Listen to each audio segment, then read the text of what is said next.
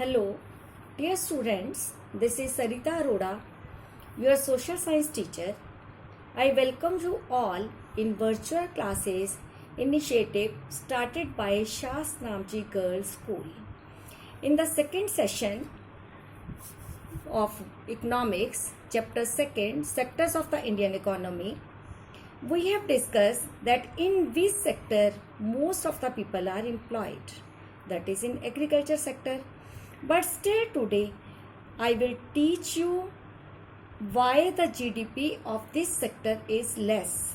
Even more people are employed in agriculture sector than secondary or tertiary sector, because there are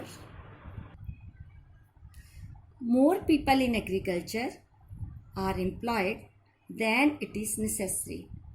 So, if we move a few people out, production will not be affected. In other words, workers in agriculture sector are underemployed. Mean whatever they want to, which type of employment they haven't got. I will give you one example. There is a small farmer Lakshmi. She has 2 hectares of unirrigated land. She depends only on rain and she grows crops like jawar and arhar. In her family, 5 members are there. All the 5 members work on that plot for full year, but no one remains idle. All works, but their labor effort gets divided. Each one is fully doing some work, but no one is fully employed. This is the situation of underemployment. Underemployment means where people are working but all of them are made to work less than their potential. This kind of underemployment is hidden in contrast to someone who does not have a job and is clearly visible as unemployed. Hence, it is also called disguised unemployment. Disguised mean hidden. Hidden mean छिपी हुई. That unemployment which we can't see directly. So it is called disguised unemployment. One day what happened? One is neighbor, landlord Sukhram comes and hires his 2 members of the family to work on his land. Then now 3 members are left.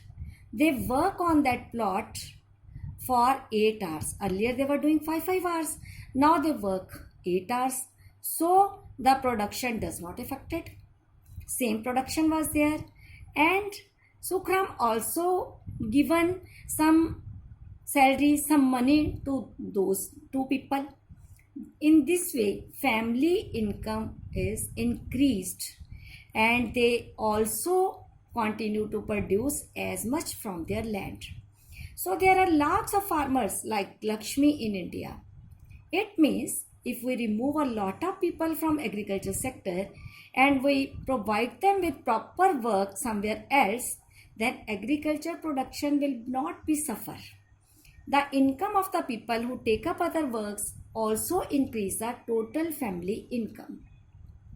This underemployment is not only in agriculture sector, it also happen in other sectors. For example, thousands of casual workers in the service sector in urban areas who search for daily employment, just like painters, plumbers, repair persons and other doing odd jobs.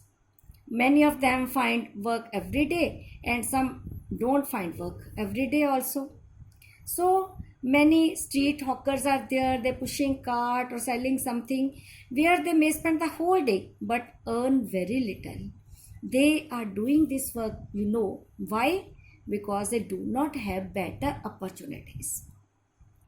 Now I will explain you how to create more employment in agriculture sector and other tertiary and industrial sector. Same case of Lakshmi, the farmer we will take, who has 2 hectare plot of unirrigated land. If the government spends some money or open banks which can provide a loan at low interest to her, then she will have a well for her family to irrigate the land. Then Lakshmi will irrigate her land and take her second crop like Rabi and Kharif season. Then what happened? 1 hectare of wheat can provide employment to 2 people for 50 days. For 50 days, why? Because including sowing, watering, fertilizer, and harvesting. So it means 2 more members of the family can be employed in her own field. Then like that, well, if government will suppose a new dam constructed and canals are dug to irrigate many such farms, then it could lead a lot of employment generation within the agriculture sector itself. So the problem of underemployment will be reduced. Now second, if Lakshmi and other farmers produce now much more than before, and if production will be more, they have need to sell it also. For that, they require to transport their products to nearby towns, cities. So if government will invest some money in transportation and storage of crops or making better rural roads, then mini trucks reach everywhere. Several farmers like Lakshmi, they have access to water, they can continue to grow and sell these crops. So many persons will be employed in different services like transport or trade. Now third point is, now farmers need is not only water. When they cultivate the land, they also need seeds, fertilizers, agriculture equipments and pump sets to draw water. So they are very poor, they cannot afford many of these. So they have to borrow money from money lenders and pay a high rate of interest. If government will set some local banks which will provide them loan at reasonable rate at very low interest, then they will buy all these things in time and cultivate their land. In this way, some more people are employed in banks and in other works. Now, fourth point, if government will promote small scale industries in semi-rural areas like pearls or dal mill to process and procure and sell these in cities or open cold storage, so many farmers will get this opportunity to store these. Even honey collection near forest areas can also be set up. These activities provide employment in industries located in semi-rural areas, and it is not necessary in large urban center it. No, in semi-rural areas it can be set. Now fifth point, we know India has 46.9% of the population belongs to the age group 5 to 29 years. Out of these, near about 52% are attending educational institutions, and near about 48% they may be at home or working some dhaba or small shop. If these children are to attend schools, we will require more buildings, more teachers, more staff, then more stationery, more books. So it means 20 lakh jobs can be created in the education sector alone.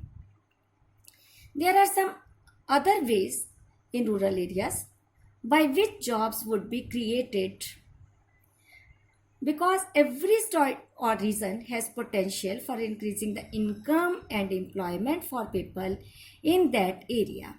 It can be tourism or regional craft industry or new services like information technology.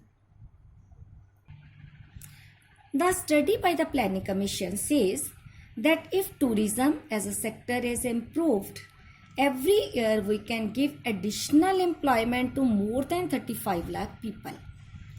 It is not government is not taking step in this area. No, government always taking step. The central government in India made a law implementing the right to work. It is started in 200 districts of India and then extended to an additional 130 districts. And from 1st April 2008, it is called National Rural Employment Guarantee Act 2005 or NREGA 2005. Under NREGA 2005, all those people who are able to or who are in need of work are guaranteed 100 days of employment in a year by the government. And if the government fails to give them employment, it will give unemployment allowances to the people. So this is a great effort made by the government. Government always works for the benefit of people, which we grouped in public sector. There are several works which the private sector will not provide at reasonable cost. Why? Because some of these is spending large sums of money, which is beyond the capacity of the private sector. Examples are construction of roads, bridges, railways, harbors, generating electricity, providing irrigation facilities through dams. These government have to undertake such heavy spending, and these facilities are available for everyone. Second thing, some other activities are also which the government has to support. What is that? Selling electricity at the cost of generation.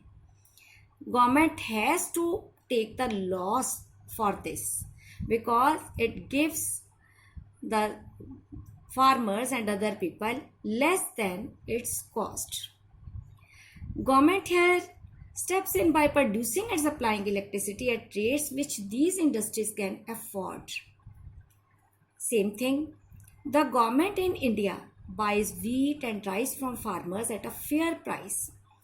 They set stores and its godowns and sell at very low rate on ration shops, which we call PDS system. Then there are large number of activities which are the primary responsibility of the government. The government must spend on this. What is that? Providing health and education facilities for all. It is example of it. Running proper schools and providing quality education, especially elementary education. It is a duty of the government. Then we know nearly half of India's children are malnourished and a quarter of them are critically ill. So in last chapter we have read about infant mortality rate. Government has to pay attention to these aspects of human development. Which others are? Availability of safe drinking water, housing facility for the poor, and food nutrition also. It is a duty of government to take care of the poorest and must ignore reasons of the country through increased spending in such areas. So students, now this second chapter is completed. Now you have to do the exercise given at the end of this chapter in NCERT books, page 35. First question is fill-ups. Second is multiple choice. Then third is matching the statements. Fourth one is find the odd one out and say why. Fifth one, table is given, and after that short questions and long questions you have to complete, which are given on page 35, 36 and 37 on your fair notebook. After writing, you are to learn all these. So students, that's all for today. If you have any queries, please let me know. Thank you. Have you a great day.